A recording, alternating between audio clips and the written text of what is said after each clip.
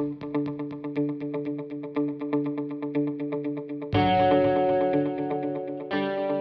afternoon, my name is Todd Williamson. I'm the branch manager at the Milton Library. This is book stream for Tweens with the Fulton County Library System. Today I'm going to be reading from Andrew Clements' No Talking. So one of my favorite Andrew Clements books, this one, let's see how old this is now. This was published in 2007. I can't believe that it's almost 15 years old. This is the story of fifth graders at Langton Elementary School, and let's find out what kind of mischief they can get into. This is No Talking by Andrew Clements. Chapter 1, Zipped. Dave Packer was in the middle of his fourth hour of not talking. He was also in the middle of his social studies class on a Monday morning in the middle of November, and Langton Elementary School was in the middle of a medium-sized town in the middle of New Jersey.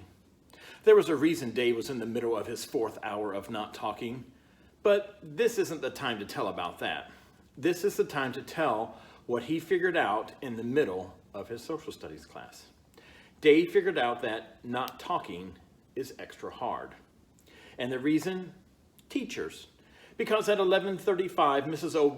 Overby clapped her hands and said, class, quiet down. And she looked at her list and said, Dave and Lindsay, you're next.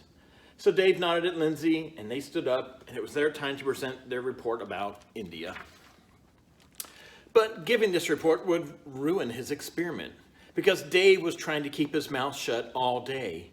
He wanted to keep his lips zipped right up to the very end of the day and not say one single word until the last bell rang at 10 after 3.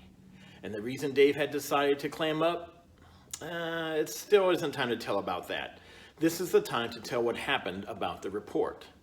Dave and Lindsay walked to the front of the room. Dave was supposed to begin the presentation by telling about the history of India.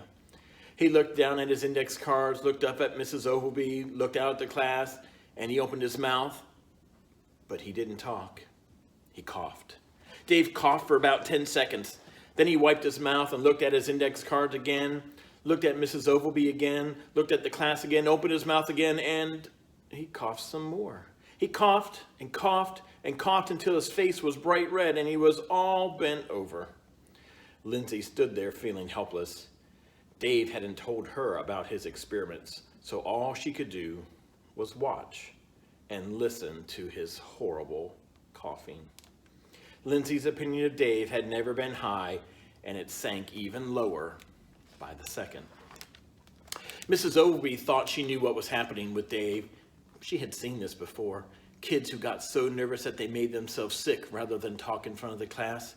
It surprised her because Dave wasn't shy at all, ever. In fact, none of this year's fifth graders were the least bit shy or nervous about talking, ever. But the teacher took pity and she said, you better go get some water. You two can give your report later. Lindsay gave Dave a disgusted look and went back to her desk. Dave nodded at Mrs. Overby, coughed a few more times for good measure, and then hurried out of the room. And with Dave out in the hall getting a drink, it's the perfect time to tell why he was in the middle of his fourth hour of not talking, and why he had decided to keep quiet in the first place. Chapter 2. When something happens, there's usually a simple explanation, but that simple explanation is almost never the full story. Here's a simple explanation anyway. Dave had decided to stop talking for a whole day because of something he read in a book. See? Very simple, very clear, but it's not the whole story. So here's a little more. Dave and a partner had to prepare a report on India.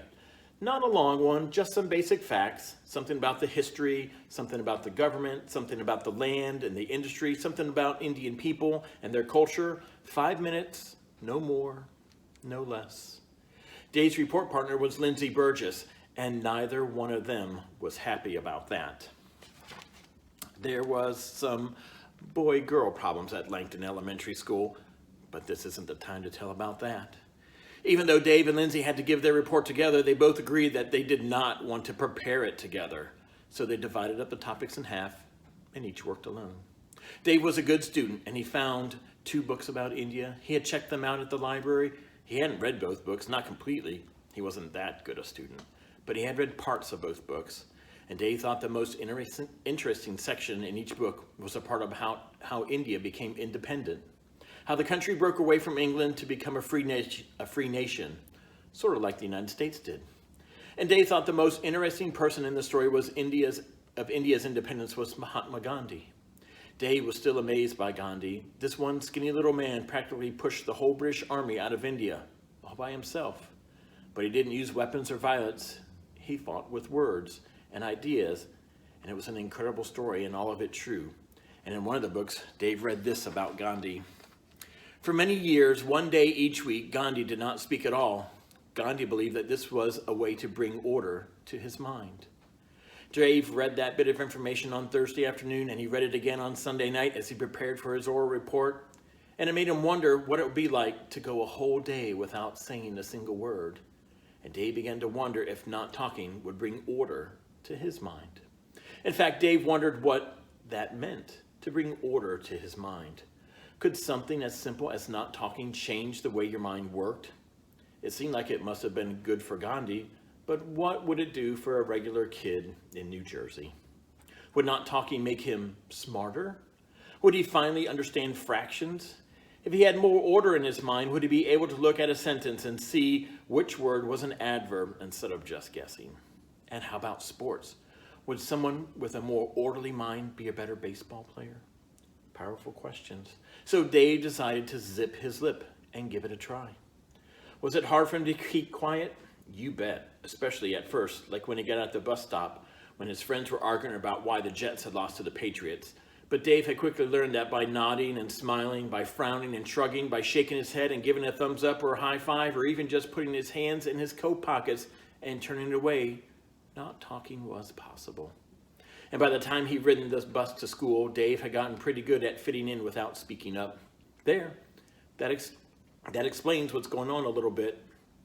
And it's probably enough, at least for the moment. But there's more. There's always more. And now we're back to class on Monday with Dave, who got through the rest of social studies without saying a word. And when the bell rang at the end of the period, it was time for the 5th grade lunch. More than 125 kids began hurrying toward the cafeteria. And by the time they got there, the 5th graders were already talking like crazy. All except one.